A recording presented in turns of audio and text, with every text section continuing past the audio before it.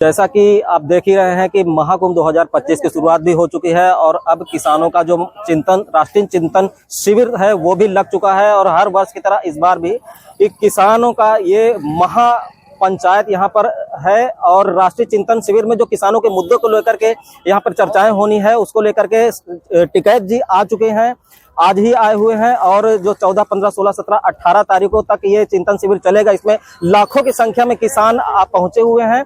और जो संबोधन होना है किसानों की समस्याओं को लेकर के, उसको लेकर के आइए टिकैत जी से ही बात करते हैं। चौधरी राकेश टिकैत जी से बात करके समझने की कोशिश करते हैं कि अब किसानों का अगला मूवमेंट आगे का क्या होगा, जो किसानों की मांगे हैं, जो किसानों की समस्याएं हैं, उसको लेकर के सरकार आखिर क्यों नहीं सुन रही है और प्रभावी कौन कौन से मुद्दे होंगे उसको लेकर के आइए टिकैत जी से ही जानते हैं। चौधरी राकेश टिकैत जी जो संगठन के राष्ट्रीय प्रवक्ता हैं, उनसे ही जानने की कोशिश करते हैं। चलिए, इसी कैंप में टिकैत जी इस वक्त रुके हुए हैं, तो आइए उनसे बात कर जानने की कोशिश करते हैं कि आखिर किसानों के किन मुद्दों को लेकर के संबोधन होगा और किसानों के मुद्दे प्रभावी रहे। सर, इस बार के राष्ट्रीय चिंतन शिविर में किसानों के किन मुद्दों को लेकर के संबोधन होगा और किसानों के कौन से मुद्दे प्रभावी हैं जिसको लेकर के सरकार किसानों के नहीं सुन रही है?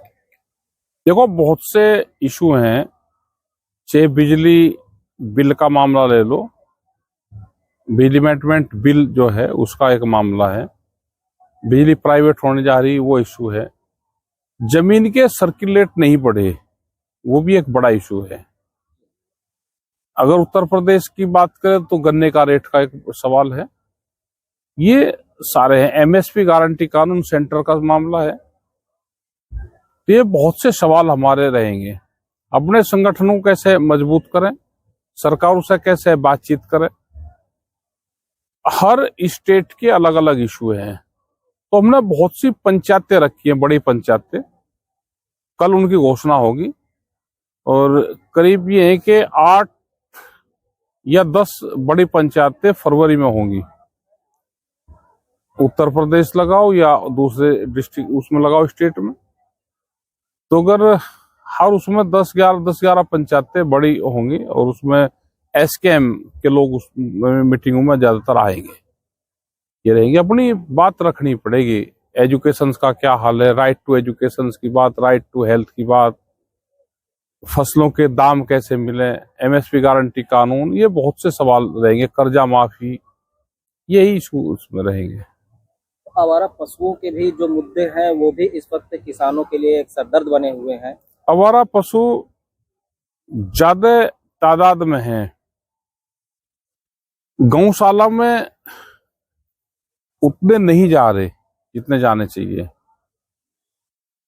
और बिल्कुल आपने ठीक कहा कि सिरदर्द बने हुए हैं, फसलों को बहुत नुकसान करते हैं। जैसे बुंदेलखंड जैसे क्षेत्र में वहां पे बहुत नुकसान होता है। यहाँ पे बहुत तादाद में चलो खेत है, लेकिन जहाँ कम खेती है, कम पानी है, वहां पे ज्यादा नुकसान इनका होता है। जैसे एक तरफ से नियम सरकार ने लागू किया था कि कटीले तार नहीं लगा सकते हैं, लेकिन दूसरी तरफ किसानों की फसलों को बचाने के लिए कोई उपाय भी सरकार ने नहीं किया है। अच्छा, कटीले तार लगाओगे भाई, एक किसान का खेत बचेगा तो दूसरे में जाएंगे, दूसरे का बचेगा तो तीसरे में जाएंगे। भाई वे भी खुले हैं तो चारा तो उनको चाहिएगा, वे कहीं ना कहीं तो जाएंगे। कटीले तार का मतलब है कि जो ब्लेड वाले तार है वे नहीं लगने चाहिए।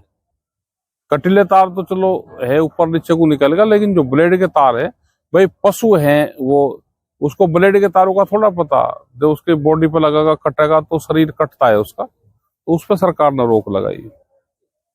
तो सर, जैसे कि पिछले आंदोलन में जिन कानून को सरकार ने वापस लिया था, जो किसानों की मांग थी, उसको फिर से लाने को लेकर के ये एक ड्राफ्ट इन्होंने दिया है। हमने कहा कि उस ड्राफ्ट पे चर्चा करें। बगैर किसानों की सहमति के आप कोई भी ड्राफ्ट ले आओगे, किसानों के उसका ड्राफ्ट बताओगे, किसानों से आप बातचीत नहीं करोगे। क्यों नहीं बात करोगे किसान से?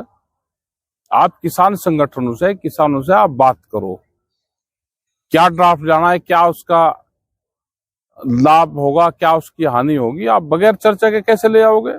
उसका किसान संगठन विरोध करेगा।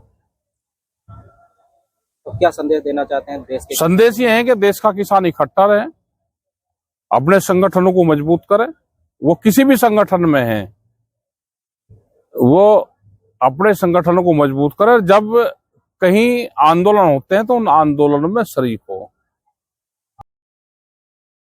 तो ऐसे ही अपने क्षेत्र की हर छोटी बड़ी खबरों की अपडेट पाने के लिए देखते रहें फेसबुक पेज सच के साथ जनता की आवाज।